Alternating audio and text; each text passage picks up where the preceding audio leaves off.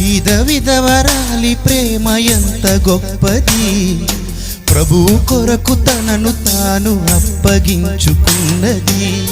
ఏదో కావాలని ప్రార్థించక తానే జీవనాన్ని సమర్పించగా, బీద విధవరాలి ప్రేమ ఎంత గొప్పది, ప్రభువు కొరకు తనను తాను అప్పగించుకున్నది.